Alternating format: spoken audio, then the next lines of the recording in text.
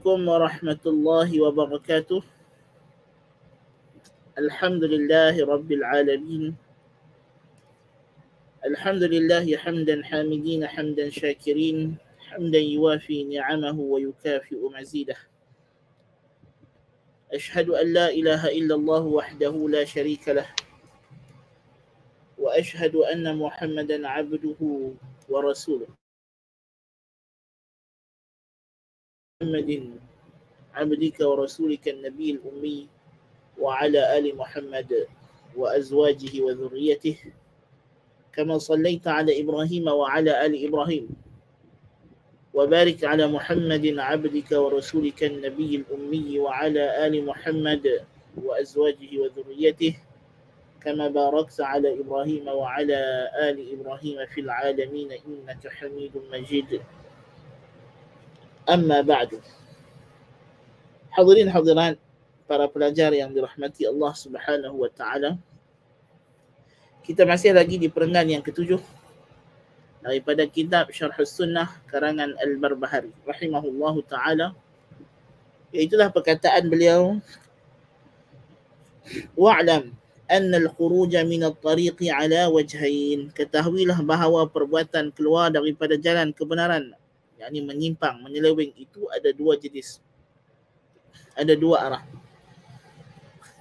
Yang pertama, amma ahaduhuma farajulun zalla 'anil tariq, seorang insan yang tergelincir daripada jalan kebenaran, wa huwa la yuridu illa al-khair, sedangkan dia tidak menginginkan kecuali kebaikan semata-mata. La yuqtada bi zallatih, maka tidak diikuti kegelincirannya, kesilapannya. Fa innahu halik, kerana dia akan binasa. Dan kita dah sebut perkataan ini adalah mukhalif, menyelisihi ahli sunnah wal jamaah, kaedah ataupun usul ahli sunnah wal jamaah, yang menunjukkan bahawa bukan semua perenggan dalam kitab Al-Barbahari ini bersesuaian dengan pandangan yang mu'tamad di sisi ahli sunnah wal jamaah. Maka tidak benar dakwaan Al-Barbahari bahawa ahli sunnah wal jamaah itu terhad kepada apa yang dia sebut dalam kitab dia. Itu adalah salah. Kerana jelas perkataan beliau, fa innahu halik, ini adalah hukum yang menyelisihi pandangan ulama ahli sunnah wal jamaah, bahkan lebih akrab kepada kaedah ahli kalam. Di mana Ahlul Kalam berpandangan bahawa mereka yang berijtihad dalam usuluddin lalu tersilap, maka dia tidak diberi pelepasan, bahkan tetap berdosa dan akan musnah. Dan ini adalah salah. Ini adalah salah. Bahkan di sisi Ahlussunnah wal Jamaah, hadis Nabi SAW, "Idza ijtahada al-hakim fa asaba falahu ajran wa in akhta'a falahu ajr," adalah umum, meliputi perkara usul dan furu'. Ya, perkara usul dan furu'. Bermakna bahawa orang yang tersilap secara ijtihad setelah dia berusaha mencari kebenaran, dia tidak akan diazab oleh Allah Subhanahu wa taala, walaupun kita mengakui dan kita setuju dengan perkataan dia, fala yuqtada bi zallatih, kesilapannya tidak diikuti walaupun dia ulama yang paling besar, walaupun dia digelar Syekhul Islam, walaupun dia adalah Al-Barbahari. Dan Al-Barbahari di sini telah tergelincir dalam kaedah yang dia pakai, telah tergelincir daripada perangan ahli sunnah wal jamaah dengan menjazamkan bahawa orang yang tersilap dengan ijtihad itu halik, sedangkan itu bukan kaedah yang sahih, bahkan lebih dekat dengan pandangan ahli kalam. Dan ini kita dapat lihat bagaimana Syekhul Islam Ibn Taymiyah ketika ditanya tentang hukum orang yang menyelisihi akidah al-wasitiyah, yakin dan tegas mengatakan bahawa setiap ayat dan perenggan dalam akidah wasitiyah mempunyai dalil yang jelas daripada Al-Quran atau hadis yang sahih atau ijma' daripada salaf. Jadi Ibn Taymiyah mendakwa bahawa perenggan yang ada dalam wasatiyah daripada awal sampai habis adalah sahih di sisi Ahli Sunnah wal Jamaah. Jadi di sini ada kesamaan di antara apa yang Al-Barbahari dakwa berkenaan dengan Syarh Sunnah. Tetapi apa yang Ibn Taymiyah tulis dalam Al-Wasatiyah setelah dikaji dan disemak dan diselidiki, dalil-dalilnya ia memang bersandar kepada dalil yang sahih semata-mata. Berbeza dengan kitab Syarh Sunnah Al-Barbahari, akan datang nanti ada beberapa perkara yang dia sebut bersandar kepada hadis yang tidak sahih, bahkan hadis yang maudhu', yang palsu, yang tidak mungkin boleh dijadikan sebagai i'tiqad. Maknanya Al-Barbahari mendakwa kata kitab dia ni semuanya adalah mengikut Ahli Sunnah wal Jamaah, tapi dalam perenggan-perenggan kitab ni kita akan dapati terdapat dalil yang terlalu dhaif, bahkan dalil yang marfu', yang ditolak, yang tidak boleh dijadikan pegangan sama sekali. Pun begitu, Al-Barbahari mendakwa bahawa siapa yang menyelisihi kitabnya ini walaupun satu huruf, maka dia terkeluar daripada Ahli Sunnah wal Jamaah. Dan kaedah dia adalah siapa yang menyelisih Ahli Sunnah wal Jamaah walaupun dengan niat yang baik, maka dia adalah halik, adalah orang yang musnah. Tetapi kita tengok perkataan Syekhul Islam Ibn Taymiyah rahimahullah. Laisa kullu man khalafa fi syai'in min hadha al-i'tiqad yajibu an yakuna halika. Bukanlah semua orang, bukanlah setiap orang yang menyelisihi apa-apa akidah ini, yakni akidah wasatiyah, mesti menjadi orang yang musnah. Saya tidak menjazamkan semua. Kita tak nafi ada yang jadi musnah. Yang jadi musnah ada yang kedua, bukan yang pertama. Jadi Ibn Taymiyah kata bukan semua orang yang menyelisih akidah wasatiyah, walaupun akidah wasatiyah ni mengikut pandangan Syekhul Islam Ibn Taymiyah dibina di atas ayat Quran atau hadis yang sahih atau ijma' yang mu'tabar, adalah halik, adalah orang yang musnah ataupun diazab oleh Allah Subhanahu wa taala. Sebaliknya Ibn Taymiyah kata fa innal munazi'a qad yakunu mujtahidan mukhti'a. Boleh jadi orang yang menyanggahi akidah wasatiyah, menyanggahi akidah Ahlussunnah wal Jamaah secara umumnya adalah seorang yang tersalah berijtihad. Yaghfirullahu khata'ah, maka Allah mengampunkan kesalahannya, termasuk dalam makna hadis Nabi SAW, idza ijtahada al-hakim fa asaba falahu ajran wa in akhta'a falahu ajr. Jadi ini jelas, hadis ini adalah umum. Hanya ahli kalam yang Allahu a'lam dengan memandai-mandai telah mengasingkan, telah membezakan orang yang berijtihad dalam akidah. Kita kata akidah tak masuk. Kod mana kita kata? Celah mana akidah tidak masuk? Agama dari segi asasnya adalah sama. Tidak ada beza hukum hakam. Kecuali dengan dalil yang mu'tabar. Dua awak main dalil. Mana dia dalil mukhassis yang mengatakan orang yang berijtihad dalam akidah lalu tersalah, maka dia mesti dihukum dan tidak boleh diampun oleh Allah Ta'ala. Tidak ada. Bahkan mujtahid dalam akidah yang tersilap, yang tersalah, setelah dia mencurahkan segala tenaga dan upayanya mengikut jalan kebenaran dengan niat yang baik, nak ikut kebenaran,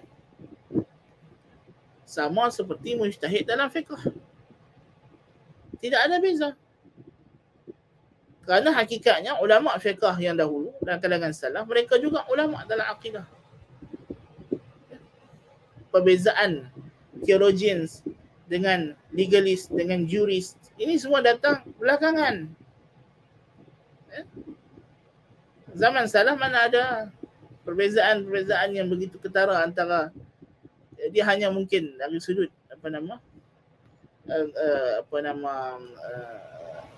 ikhtisas, tapi bukannya dia agama itu sendiri terbahagi kepada di sana ada cabang-cabang yang kita kata hakikat. Dia adalah cabang yang berbentuk hanyalah untuk memudahkan pengajaran dan pembelajaran. Ya.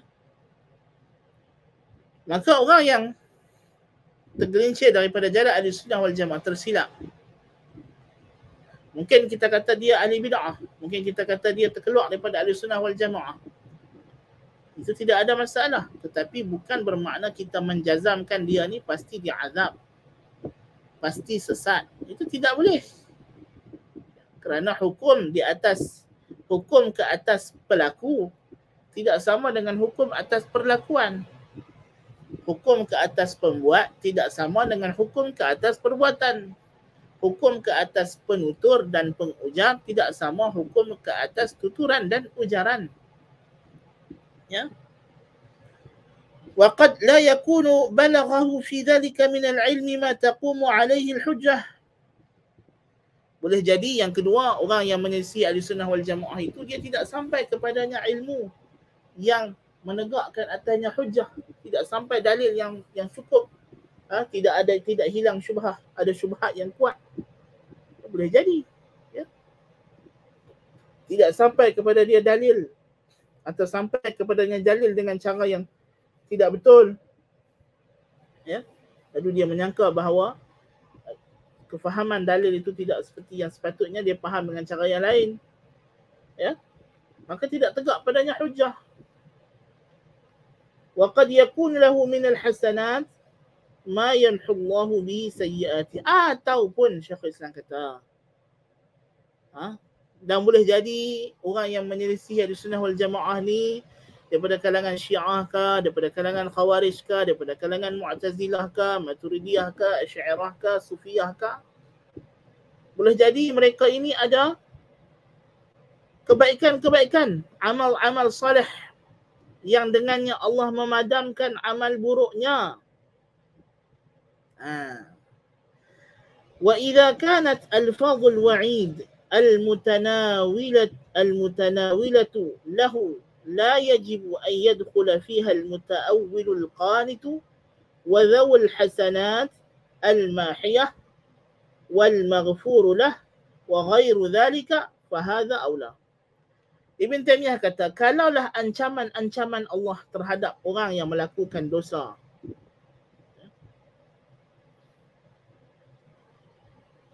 orang yang dosa kan, Nabi kata, Nabi melaknat pada arak 10 orang, 10 jenis manusia.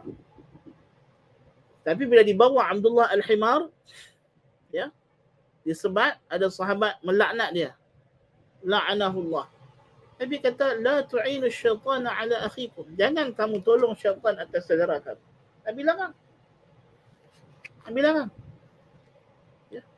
Jadi maknanya walaupun Nabi melaknat, la'ana Rasulullah sallallahu alaihi wasallam fil khamri 10, Nabi melaknat yang berkaitan dengan arak 10 golongan, syaribaha.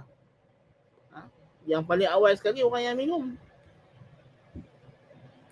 Tu pun bila ada sahabat melaknat individu tertentu secara khusus kerana dia minum arak, Nabi larang.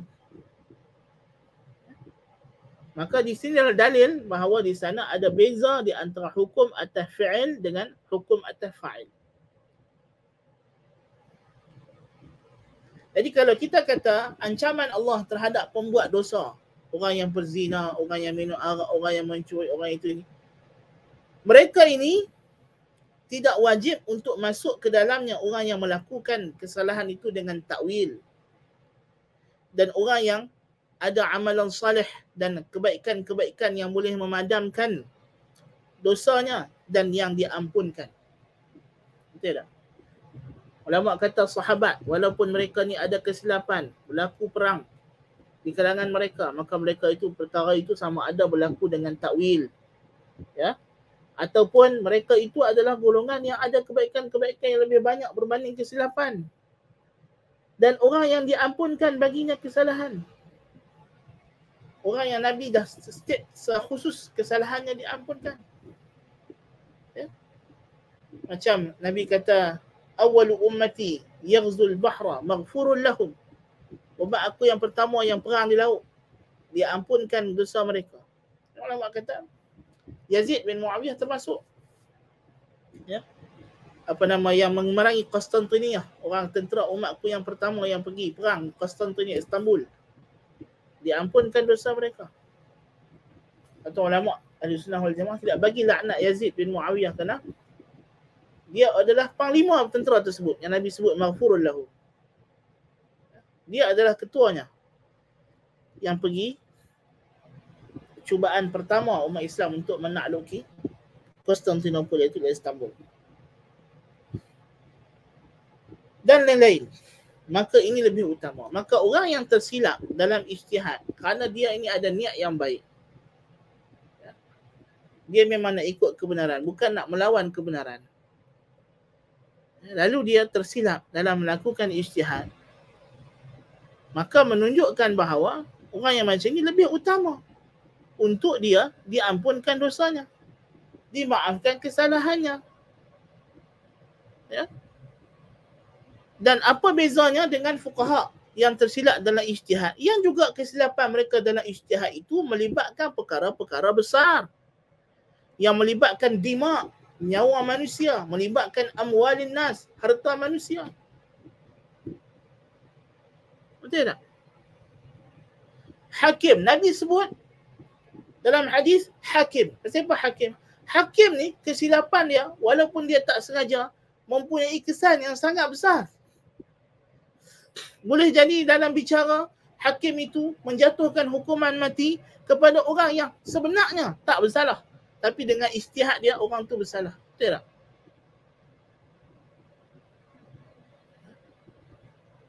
Boleh jadi seorang hakim dalam ijtihad dia, dia menghukum orang yang tidak bersalah pada hakikatnya berdasarkan bukti-bukti zahir yang ada pada dia, dia berijtihad, kemudian dia buat keputusan yang menyebabkan orang itu akan mendapat malu keturunan-keturunannya, hilang maruah dirinya, daripada dia seorang yang mulia di masyarakat menjadi hina kerana dianggap penjenayah, melibatkan maruah orang. Ya.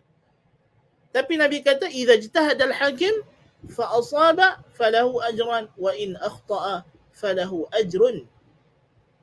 Kalau dia tersalah tetap ada pahala dan dimaafkan kesalahannya. Kalau hakim yang sebegini hebat, kesan kesilapannya pun dimaafkan oleh syarak, oleh Allah Subhanahu wa taala. Apatah lagi yang bukan hakim. Fuqaha mempunyai kesilapan-kesilapan. Ahli fiqh dalam ijtihad mereka yang besar. Bukankah Abu Hanifah dalam ijtihadnya mengharuskan perkahwinan wanita tanpa wali? Ini adalah kesilapan yang besar yang menyelisihi nas. Ya. Mengharuskan nabiz dengan kadar tertentu. Bukankah itu adalah kesilapan yang besar? Tetapi kalau kita boleh setuju dan jazam kata ulama-ulama ini termasuk dalam hadis idza ijtahada al-hakim fa asaba falahu ajran wa in akhta'a falahu ajr, apa bezanya dengan ulama yang berijtihad dalam isu-isu akidah? Apatah lagi ijtihad mereka itu tidak mengubah usuluddin yang sahih, yang sebenar. Adakah dengan ijtihad ulama Asy'ariyah mereka mengubah rukun Islam dan rukun iman? Tidak. Adakah mereka mengubah ayat-ayat Al-Quran dan memesongkan bacaan ayat Al-Quran? Tidak.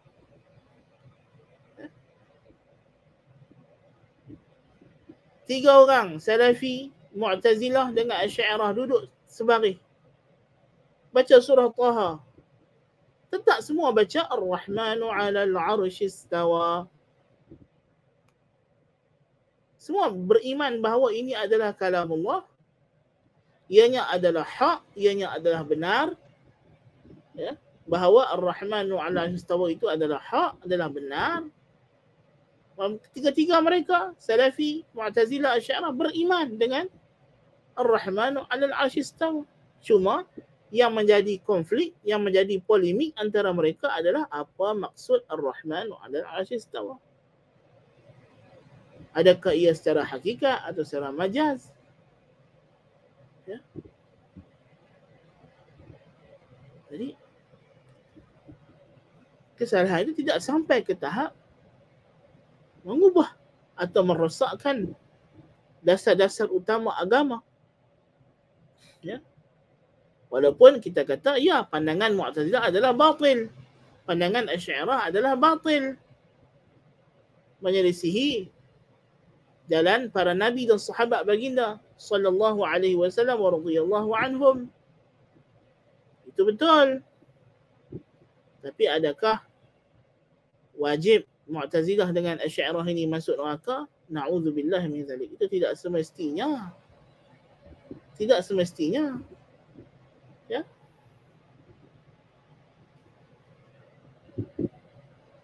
Sebab itu kita kata dalam menilai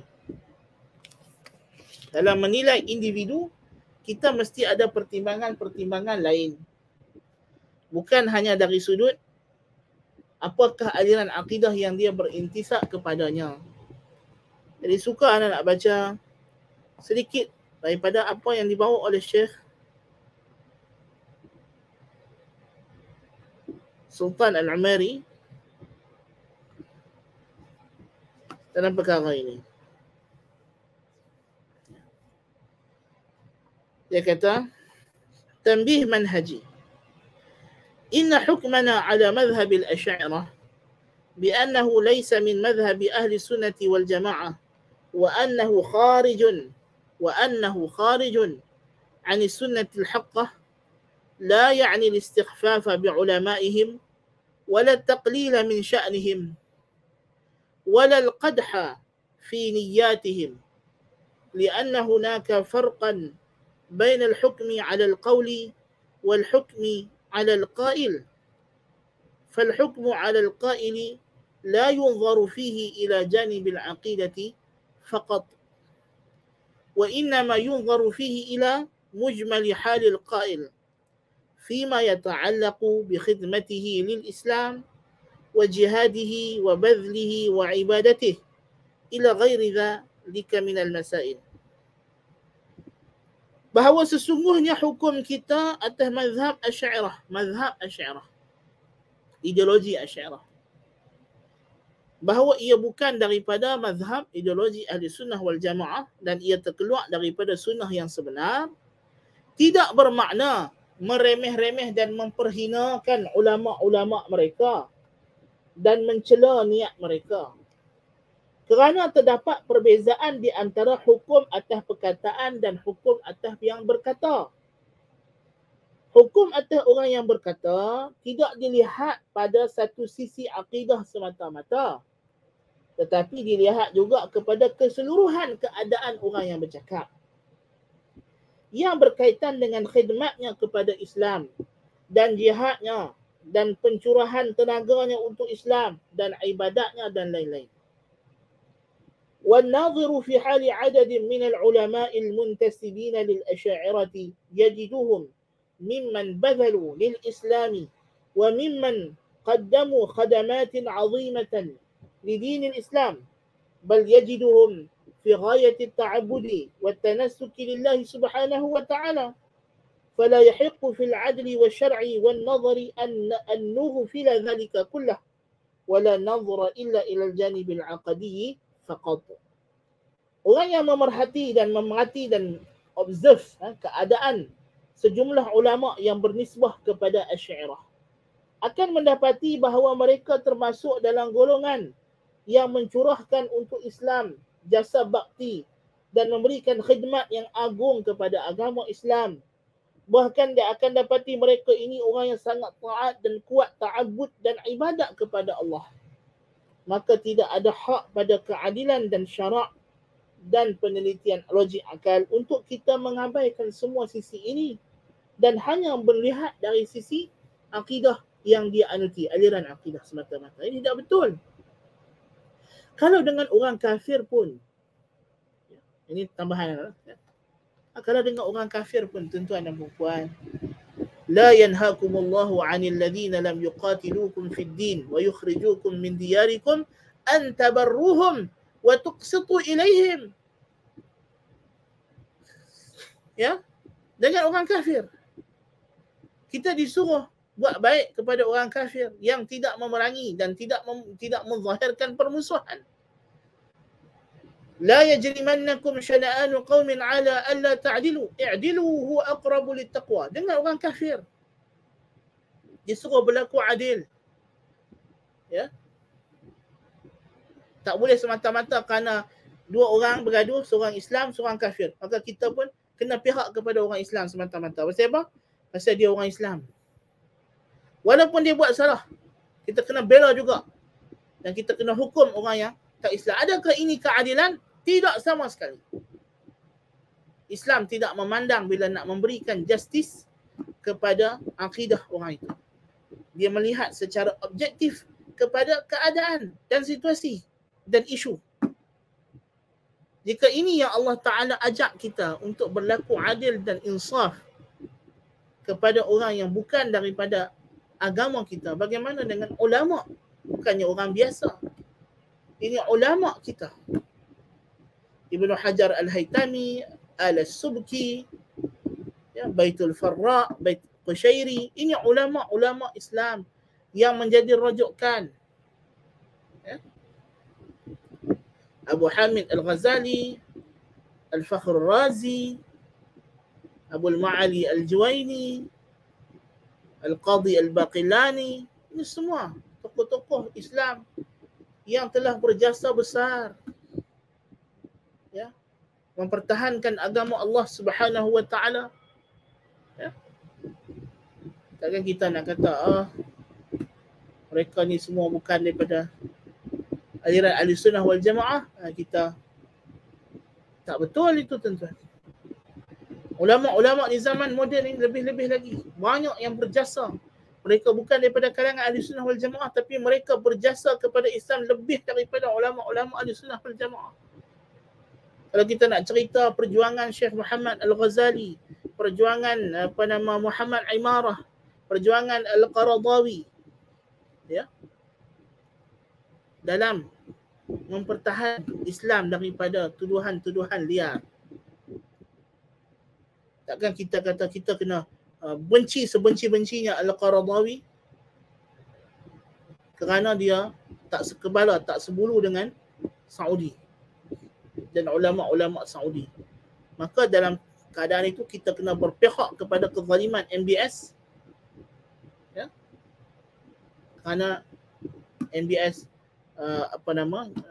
MBS sendiri bukan ahli sunnah, kerana dia adalah itu pun payah juga kita nak faham dia. Nak ikut kenyataan MBS yang sebelum ni tentang mempertikaikan hadis ahad apa semua, itu lebih mengeluarkan dia daripada sunnah, lebih bercanggah itu pahaman. Bukan dekat Mu'tazilah, itu dah sampai ke tahap liberal. Ya. Jadi ini kadang-kadang menggunakan penimbang dengan kadar ukuran yang berbeza pada satu isu yang sama, ini tidak bagus, tuan-tuan. Ini bercanggah dengan keadilan Tuhan yang Tuhan telah fardukan ke atas kita untuk kita melaksanakan. Ya ibadi, inni haramtu ala nafsi al-zulm wa ja'altuhu bainakum muharrama fala tazalamu. Allah telah haramkan kezaliman atas diri dia dulu, lepas tu dia jadikan haram atas kita. Tak sepatutnya. Adakah kerana kita kata Ikhwanul Muslimin adalah golongan yang ada bid'ah, Hamas adalah golongan yang ada bid'ah, mereka ni bukan ahli sunnah, maka kita kena berpihak kepada orang sekular, orang liberal, orang Zionis? Masuk akalkah cakap ini?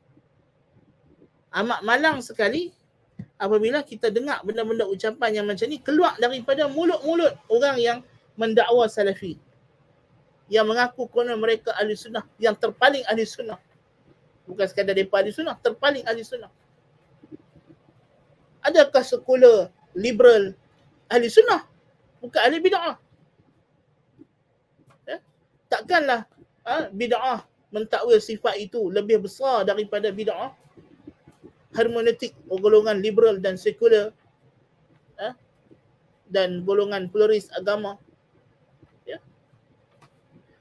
Takkan orang yang mentakwil Ar-Rahmanu 'alal 'arsy istawa dengan syubhat-syubhat aqliyah,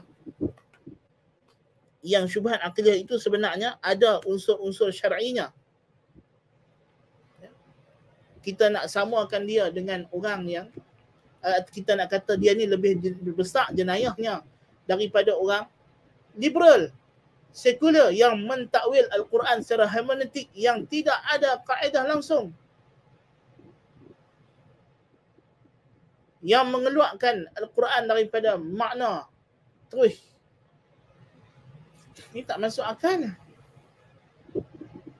Ini tidak masuk akal, tuan-tuan dan puan. Ya.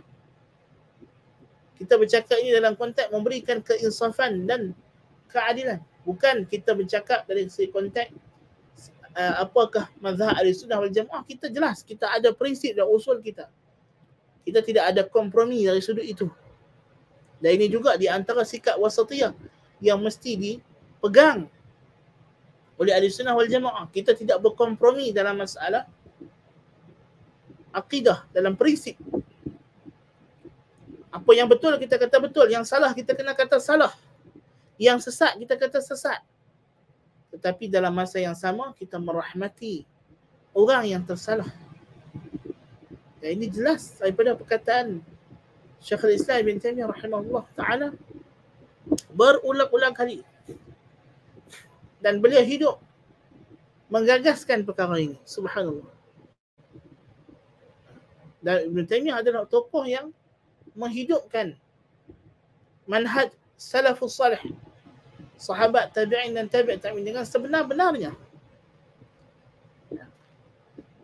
Yang memang dia adalah wakil resmi Ahlussunnah wal Jamaah dari hujung rambut sampai hujung kaki. Kita boleh isytihar macam itu.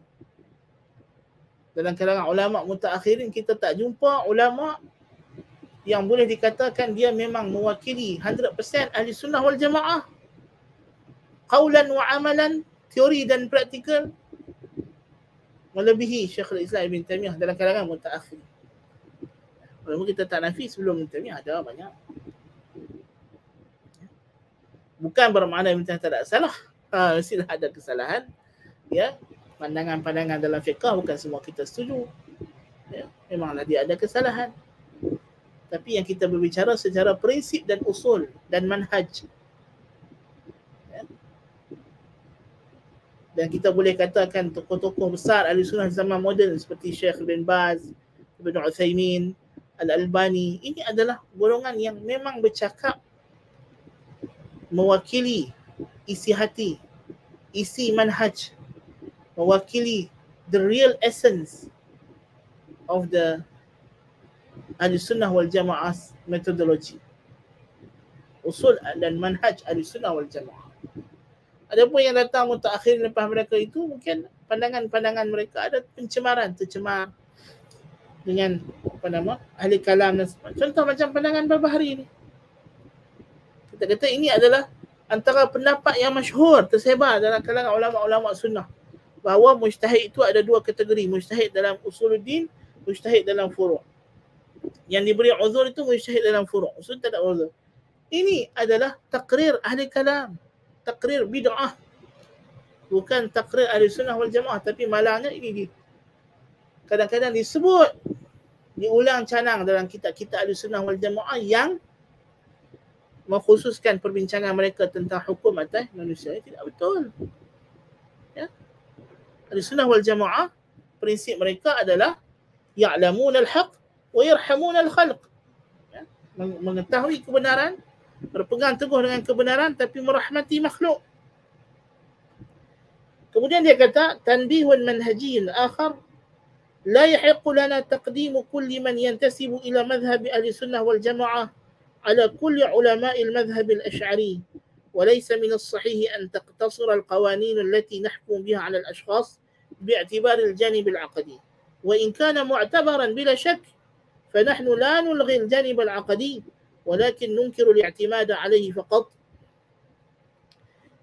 Satu lagi, dibina daripada itu, Syekh nak bagi peringatan. Saya kata, tidak patut, tidak ada hak untuk kita mendahulukan semua yang bernisbah kepada mazhab Ahlussunnah wal Jamaah atas semua ulama mazhab Asy'ariyah. Ini ada perangai. Bila ulama-ulama yang bukan daripada Ahlussunnah yang ada jasa-jasa yang besar meninggal dunia atau apa, didoakan keampunan rahmat, mereka tak mau doa. Sebab mereka kata ini adalah ahli bid'ah. Sedangkan mereka ni mempunyai jasa pada Islam lebih daripada bid'ah mereka. Ya? Memanglah kalau dekat badan orang ada luka sedikit, ada cacat sedikit, ya, ada jerawat sedikit. Kalau engkau hanya perhati dekat jerawat itu, dekat luka itu, dekat nanah yang ada pada badannya, ya, memanglah kau nampak buruk sajalah, kau tak nampaklah keindahannya. Tapi kita menilai manusia dari segi keindahan tubuh badannya atau wajahnya itu dari segi keseluruhan. Ya, keseluruhan. Kereta punya cantik, berkilat, merlip dan sebagainya, kemudian kau fokus kepada bahagian bawah tayar, belakang tayar yang memang akan berdebu. Kau hanya melihat kereta itu di arah itu sahaja. Memanglah bagi kau kereta tu buruk, bodoh, tak cantik. Ya? Tak elok. Ya? Tetapi menilai kecantikan kereta bukan hanya bergantung kepada bahagian bawah yang berdebu. Ya, keseluruhan badan, bodi kereta.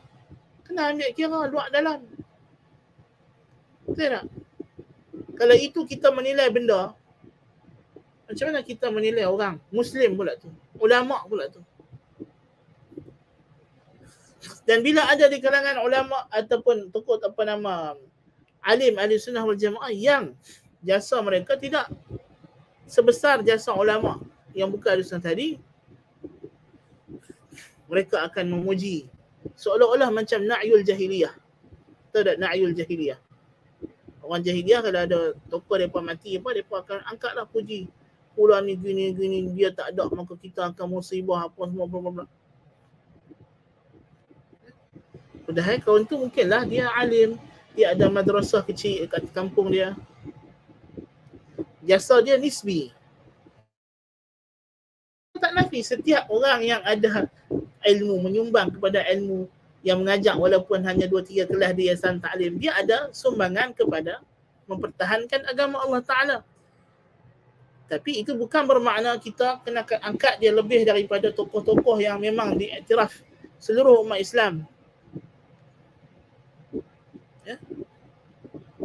Dah jadi macam na'yul jahiliyah, maka diberi laqab yang begitu hebat, Al-Allamatul Fahamatul Syekhul Islam, habis diberi kepada kawan itu. Sedangkan gelaran itu tidak melambangkan kedudukan yang sebenar. Hanya kerana dia salafi, hanya kerana dia ahli sunnah wal jamaah, maka kita tertapuk atas dia segala gelaran-gelaran yang hebat-hebat. Sedangkan tokoh yang memang hebat, yang memang ada jasa yang besar kepada pemikiran Islam, kepada umat Islam, kepada menggerakkan tajdid dan nahdah, kebangkitan semula umat Islam, ya, hanya kerana dia ada kesilapan tertentu dalam isu akidah, secara ijtihad kita runtuhkan segala gelaran daripada dia. Sampai kalau panggil dia alamah sikit, panggil syekh sikit pun dah jadi pertikaian dah. Ustaz ni sungguh kah? Ana ada share satu video di Facebook, fatwa Syekh Yusuf Al-Qaradawi. Dia marah, bukan kata fatwa saja, dia khutbah Jumaat dia kritik umat Islam di Qatar yang menyambut Christmas, sehingga kan ada pokok-pokok Christmas, jual beli barang Christmas macam Malaysia. Saya kata tak betul. Ini bukan Islam menuntut perbezaan. Mesti ada tamayuz antara umat Islam dengan orang bukan Islam. Dan bagi saya ini adalah buatan yang haram, yang dungu. Ya? Subhanallah. Katanya cukup baik, cukup bagus. Dan kebanyakan orang yang di Malaysia ini sudah jadi satu batu loncatan. Fatwa yang dikeluarkan adalah boleh bagi fatwa wilayah persekutuan ialah makruh kita mengucapkan selamat sempena perayaan orang kafir. Makruh, tengok tu. Tapi orang Melayu ni macam itulah. Bila sebut makruh je, tak apa, tak berdosa. Dia perangai. Dia satu perangai istighfaf bid-din. Orang di zaman kita hidup, orang ambil mudah dengan agama. Kan? Tapi dia kata kalau ada keperluan, orang tertentu, bos-bos ke, pemimpin-pemimpin politik dan sebagainya yang perlu, mungkin ada keperluan untuk mengucapkan selamat, maka boleh memberi ucapan yang tidak melambangkan redha kepada agama mereka. Selamat bercuti, selamat. Itu fatwa, nas, fatwa macam itu. Kan? Tapi yang berlaku dari segi praktikal dalam masyarakat sebaliknya. Ya. Yang tak dibenarkan itulah yang sedang dibuat dengan rumah pasang pokok Christmas. Ada ahli politik, ada pemimpin bubuh pokok Christmas macam rumah dia macam gereja. Na'udzubillah min dzalik. Dia pun pakai topi Santa Claus sama. Ini tidak ada kaitan dengan fatwa.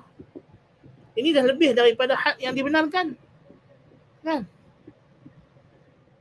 Dan kebiasaannya mereka yang tidak mengharamkan memberi ucapan sepenuh perayaan orang kafir itu bersandar kepada ijtihad Al-Qaradawi.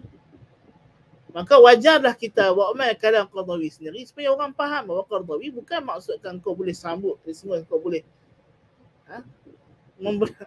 kan? Dan memang dia seorang yang alim, seorang yang sangat alim. Qaradawi diakui oleh Syekh Albani, diakui oleh Syekh bin Baz. Zaman Syekh bin Baz lagi, Al-Qaradawi adalah salah seorang daripada ahli majlis fatwa adalah Rabithah Alam Islami di bawah seliaan pengurusi bin Baz. Ya? Bermakna Syekh bin Baz memang mengiktiraf Qaradawi ni alim. Kan?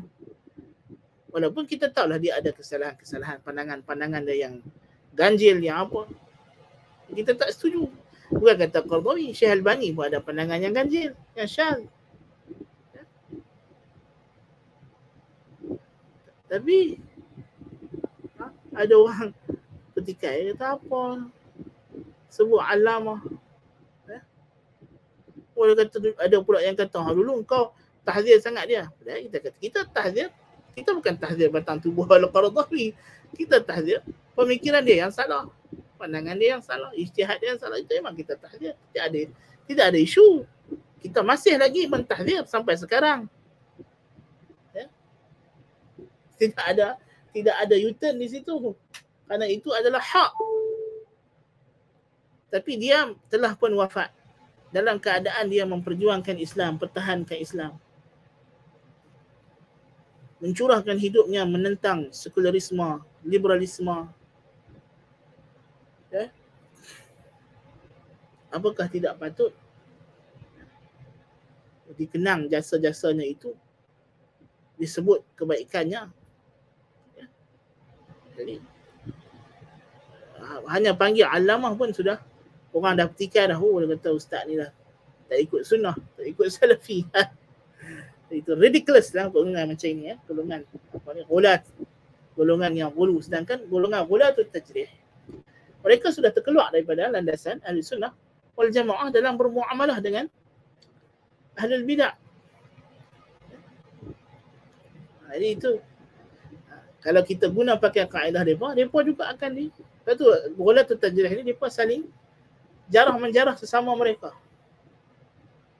Kan? Dulu Muhammad bin Hadi Al-Madkhali diangkat ulama apa semua bla bla bla, kemudian bila bergaduh sikit dah kena jadi ahli bid'ah. Syekh Ali Al-Halabi rahimahullahu taala antara mangsa yang berhadapan dengan kezaliman golongan ghulatut tajrih, golongan pelampau yang suka mengkritik. Bayangkan, dan ketidakadilan itu kita tengok, ya. Mereka ghulatut tajrih ini, mereka adalah golongan yang ada hawa nafsu. Ketika Syekh Ali Halabi ada pandangan beliau yang dikritik oleh Lajnah Daimah Arab Saudi, yang mengkritik itu adalah ulama-ulama besar Ahli Sunnah wal Jamaah, antaranya Syekh Salih Fauzan, dan kitab beliau yang berkenaan satu isu tentang iman itu ditahzir dan dilarang oleh Lajnah Daimah. Tetapi ketika itu golongan Ghulatul Tajrih memihak kepada Syekh Ali Halabi. Memihak kepada Syekh Ali Halabi kerana masa tu Syekh Ali Halabi ada mauqif yang sama dengan mereka dalam beberapa isu terhadap beberapa individu. Kemudian dalam tahun 2008-2009 bila Syekh Ali Halabi tarik balik sokongan beliau ataupun tidak lagi bersetuju dengan ijtihad terhadap beberapa tokoh pendakwah di Timur Tengah yang ditabdi' ataupun dibid'ahkan oleh golongan Ghulatul Tajrih, Syekh Halabi tidak lagi bersama dengan mereka dalam membid'ahkan tokoh-tokoh ini, maka akhirnya Syekh Ali Halabi itu dihukum sebagai akhbath ahli bid'ah, ahli bid'ah yang paling jijik. La ilaha illallah Muhammadur Rasulullah. Ini adalah hukum dengan hawa nafsu, tuan dan puan. Ya. Hukum dengan hawa nafsu. Yang tidak betul. Tidak ada rahmat. Ya. Masa berlaku perbezaan pencanggahan pendapat antara guru kami Syekh Ibrahim Ar-Ruhaili hafizahullah dengan beberapa tokoh ulama sehingga berlaku tahzir mentahzir, tabdi' mentabdi'. Ya, kesilapan berlaku kalangan ulama.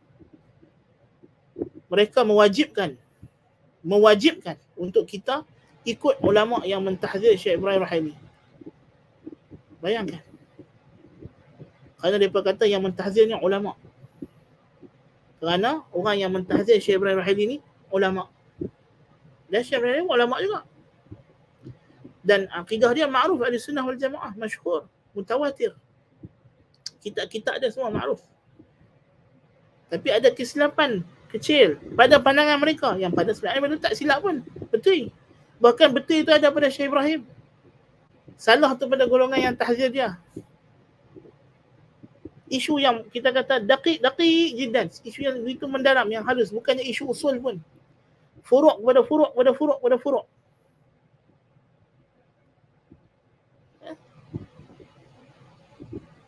Mereka wajibkan kita follow tahzir terhadap Syekh Ibrahim.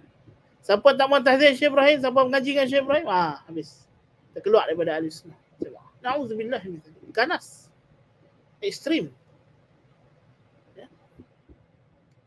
Tapi bila kemudiannya ulama yang mentahzir Syekh Ibrahim itu sendiri, kemudiannya berbeza pula pandangan dia dengan golongan Ghulatul Tajrih ini dan mentahzir pula tokoh-tokoh mereka yang tidak dikenali.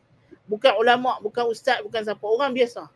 Kawan-kawan mereka ditahzir kerana kesalahan tertentu oleh Syekh Muhammad. Apa nama? Ada tak mahu sebut nama anaknya. Kan?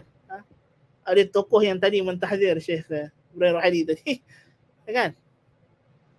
Akhirnya berubah pula situasi.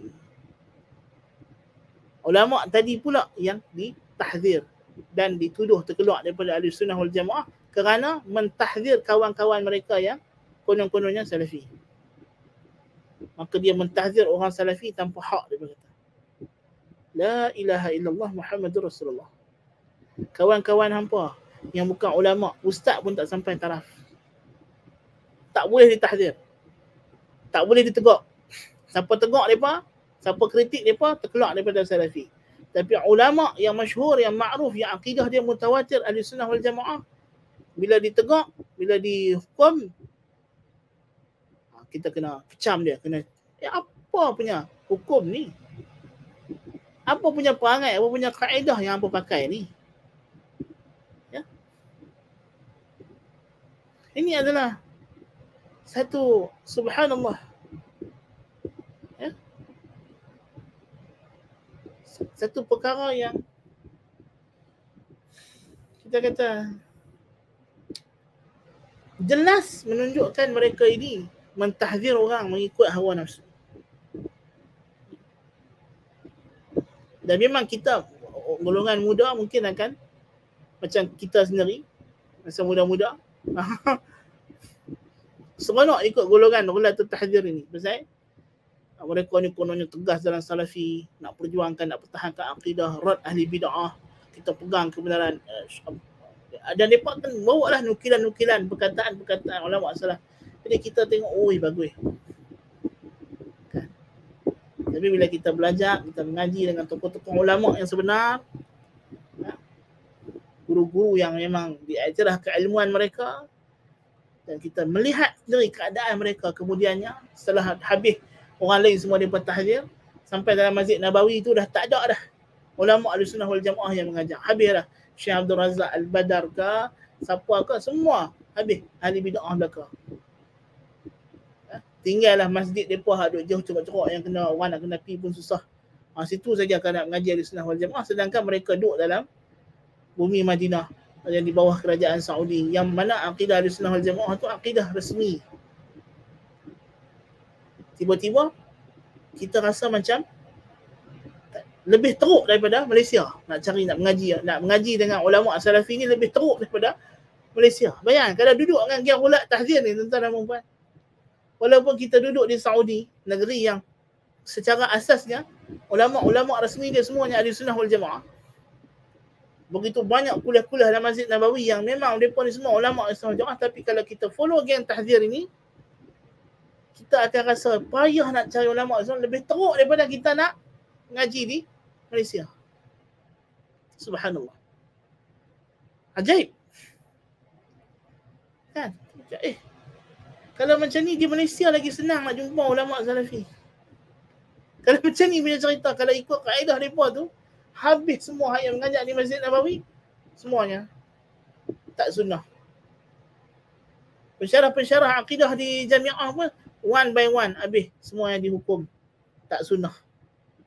Lah kali kena pergi mengaji dengan Tok Gumbu mereka seorang saja. Ini masalah. Ini masalah. Syekh Ibrahim Ruhaili, Syekh Abdul Razak, Syekh Sulaiman Ruhaili, habis semua. Ya, dulu masa Firanda mengajak kat Firanda pun tak sunnah, dia kata. La ilaha illallah. Payah.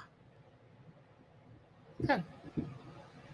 Jadi kerana tidak mengikut metodologi Ahlussunnah wal Jamaah dalam menghukum, maka dia bukan saja mereka ni anti ahli bid'ah, bahkan anti Ahlussunnah wal Jamaah juga. Kerana tidak ada rahmat itu. Mereka begitu objektif dalam kebenaran, okey. Dia macam orang yang obses dengan satu benda lah. Kan? Macam orang yang dietitian, dia tengok makanan. Apa makanan semua dia takut. Sebab ini kalori dia banyak, ini tak boleh, tak kesihatan. Dah kali tak payah makan apa? Minum yang kosong. Kan? Pasal dia hanya melihat isu dari satu sudut, satu kanta saja. Dari segi kalori makanan, dari segi kolesterol tu je. Dia tak pertimbangkan lah dari segi benda lain. Berbanding dengan doktor. Doktor yang memang kita kata GP ke apa, dia ada kaedah dia bagi, boleh nak makan ni tapi kena begini. Dia tak ada nak tengok makan dia nampak macam mana, tu nampak macam racun. Kan, nampak ayat sirap nampak macam gas nuklear, bom nuklear. Takut. Tak ada lah macam tu. Kan? Kerana dia melihat dari keseluruhan. Kan? Menilai dari segi keseluruhan. Sebab tu kita bila nak memberi hukum, kena melihat dari segi keseluruhan. Tak boleh melihat dari segi sudut yang sempit. Dari segi sudut yang sempit. Sebab kita nak bagi hukum yang menyeluruh. Ada soalan mau datang lagi, dia kata tak boleh terhadap ahli bid'ah. Ini juga balik kepada masalah. Bukannya ada nas syar'i la turahimu ala ahli bid'ah, tak ada. Ini balik kepada masalah. Diijtihad berdasarkan masalah dan mafsadah. Dan ini kita akan perincikan nanti bila datang perkataan mustahil dalam masalah al-hajm. Masalah boykot ahli bid'ah. Kerana tidak tarahum di khalayak ini di antara balik kepada isu boykot. Dan boykot dibina di atas masalah macam kata Ibn Uthaymin. Mesti melihat kepada adakah dia bermanfaat atau tidak, macam ubat. Hanya bahkan Syekh Uthaymin kata asal memboikot ahli bid'ah adalah tidak boleh, dilarang. Bukan asal memboikot ahli bid'ah itu disuruh. Intabihu jayidan. Kerana ahli bid'ah adalah Muslim, mukmin, dan asal pada orang mukmin tidak boleh memboikotnya. Kemudian diberi rukhsah, kelonggaran untuk memboikot orang mukmin kerana kesalahan. Sama ada kesalahan itu kesalahan peribadi, kita ada bergaduh dengan dia. Isu bola, dia sokong pasukan A, dia sokong pasukan B. Kita terasa. Syarak bagi tak kita terasa sedih. Dan terasa kawan kita bagi syarak kata 3 hari tak lebih. Pasal dia meraihkan perasaan manusia. Manusia ni memang ada sensitivity dia. Kan? Kita pergi rumah dia, dia tahu kawan baik kita. Dia tahu kita suka makan murtabak tapi dia tak beli murtabak. Kan? Dia beli roti bom. Kan? Kita pun main-main, kita pun duk expect kata dia nak jamu kita murtabak, kita pun terasa hati. Awak dah hang tak beli murtabak, aku dah teringin nak makan murtabak. Dia pun tak mau makan rumah hang. Syarak kata boleh nak merajuk 3 hari je. Itu kalau bab dunia. Bab maksiat, bab bid'ah, kalau perbuatan kita boikot itu memberi faedah kepada dia untuk bertobat, dibenarkan. Sehingga dia bertobat. Tapi kalau tak jalan, tak perlu. Dia adalah rukhsah, bukannya azimah. Setengah orang Salafi dia faham silap. Dia faham silap. Dia ingat boikot ahli bid'ah tu adalah azimah, adalah asal. Asal ahli bid'ah kita kena boikot. Tak betul. Tak betul. Asal ahli bid'ah adalah dia mukmin, dia Muslim. Dan asal bagi orang mukmin dan Muslim ialah dilarang kita memboikotnya. Ya? Kecuali kalau ada maslahah rajihah, maslahah yang lebih besar, maka ketika itu diizinkan secara rukhsah, kelonggaran. Jadi itu kaedah dia. Ya? Ini kita kata banyak benda kita kena betulkan sikap berinteraksi. Ya. Jadi dia kata tidak sahih kita hanya berpada dengan undang-undang ataupun kanun yang kita hukum atasnya orang itu dengan sisi akidah. Ini aliran akidah maksudnya. Walaupun memang sisi aliran akidah itu dia ambil kira, betul, dia di antara salah satu perkara yang kita ambil kira dalam kita nak hukum orang. Tetapi dan kita tidak suruh abaikan sisi akidahnya, mesti kita kena tahu dia ni aliran apa supaya kita berhati-hati keselipan dia. Kan? Kita kena habaq. Especially orang yang famous. Orang yang tak famous tak payah habaq. Lepas tu yang ditahzir itu ialah tokoh-tokoh yang diambil ilmunya, yang diambil fatwanya. Ditahzir kesalahannya supaya orang berhati-hati. Itu maksud. Kan? Tetapi yang kita ingkar itu hanya bersandar ke sisi akidah. As long as dia bukan ahli sunnah wal jamaah, kita tolak dia 100%. Tak betul. Kan? Fakam min alimin min ulama al-madhhab al-asy'ari qaddama li islami amalan jalilah nafa'a Allah bihi ibadahu al-mu'min. Banyak ulama Asy'ariyah yang memberikan kepada Islam hasil kerja yang sangat hebat, yang sangat besar, yang Allah manfaatkannya, yang Allah jadikan ia bermanfaat untuk hamba-hambanya yang beriman.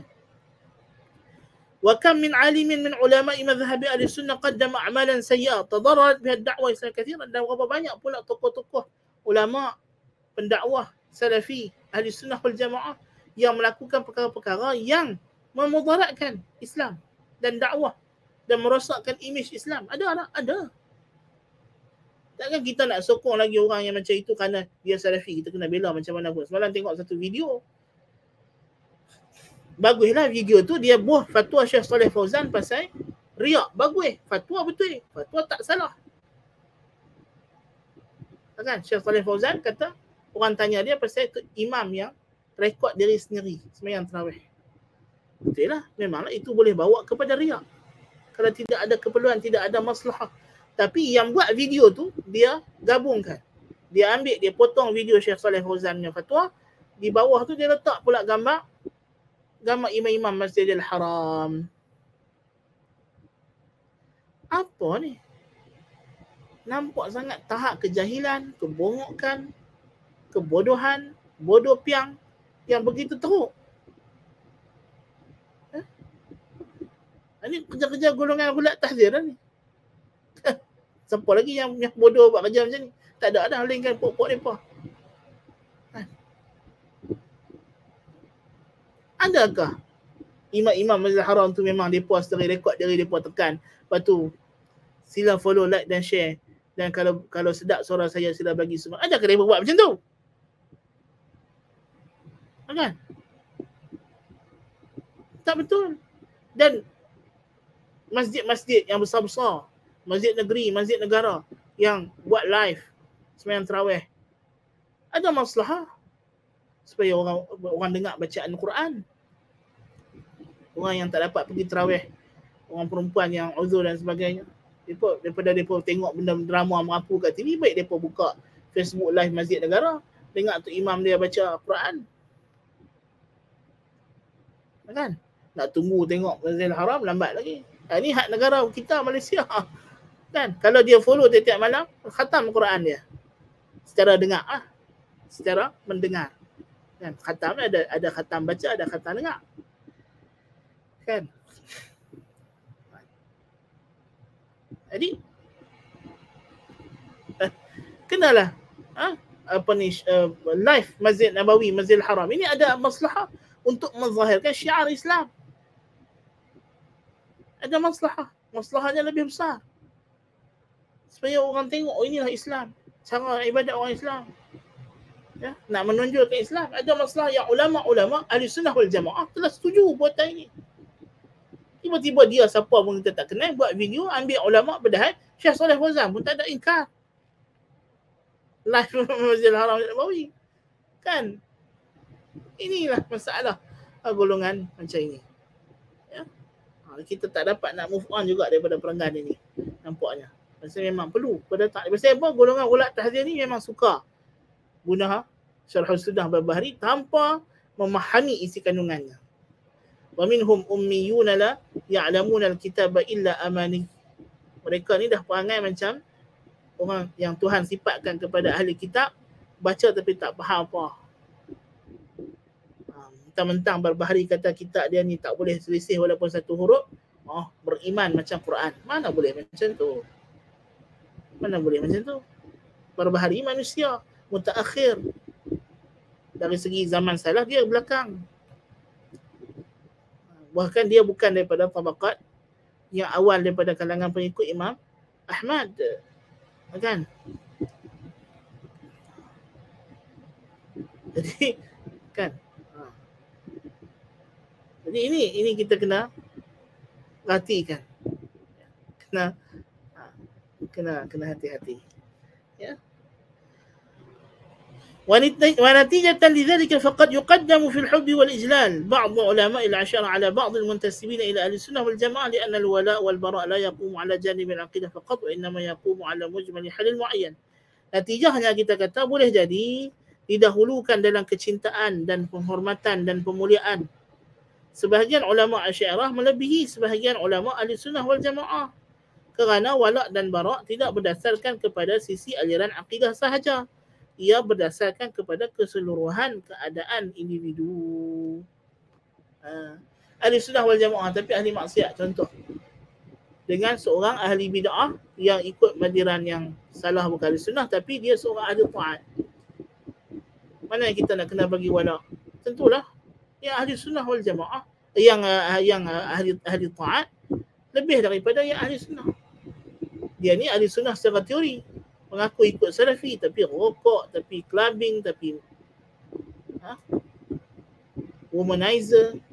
Takkan kita nak kata aku kena sayang dia lebih daripada ustaz sekian. Sebab apa ustaz tu dia tak salafi. Ngarutlah. Fahaman apa lagu tu? Kan? Ini adalah fahaman yang tidak ada kaitan dengan ahli sunnah. La min qarib wa la min ba'id. Kan? nasihat kepada golongan terjebak ni, dia kena banyak berdoa, minta hidayah dan petunjuk daripada Allah Subhanahu wa taala.